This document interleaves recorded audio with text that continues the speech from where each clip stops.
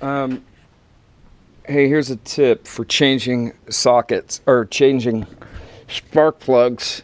This seems to be just the right length. What I got is, what is this thing?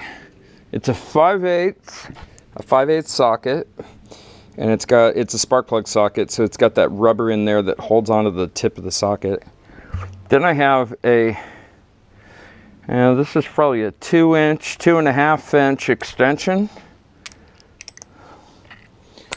And what that does is that gets you, let's see, working on this one right here, number 3, or the third one back. Then what you need is an adapter that'll give you a bend. So that's a 3/8 to 3/8 elbow.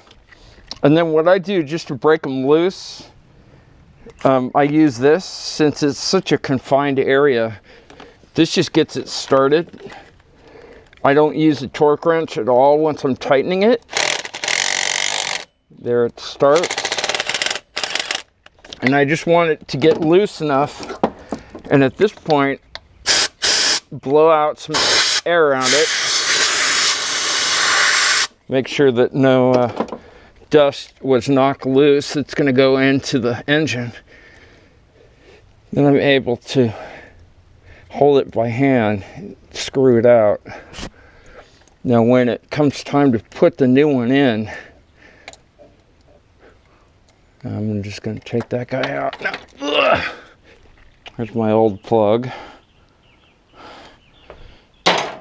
Okay, here's my new plug. These are pre-gapped at 1 millimeter.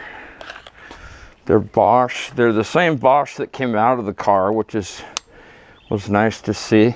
I can't remember the last time these were changed. Now see what I've got in my hand is I've got the swivel, which you actually don't need on there at the moment.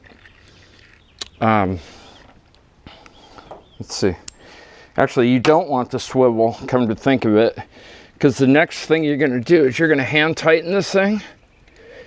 It's right, it just slides right in. See, it's right here. You'll see the block of the engine has the numbers of the firing cylinders, and the spark plug just goes in right there. So I'm going to get it basically hand tight, and you can see that with that 2.5 inch adapter, I'm basically right where I need to be. So the next step is going to be leave that thing in place. So now I'm there, and now I'll take a torque wrench set to about 25 newton meters, and with an adapter on it because I'm working with 3/8 sockets. And now just very gently just tighten it. That's going to be the washer that compresses, and as soon as you get that click, you don't want to go anymore. There it is, right there. And that's all it is to it. It's not hard. Ugh. The hardest part, it's not even hard actually, but separating the torque wrench from the extension with greasy hands, and just wiggle a little bit and you get it out.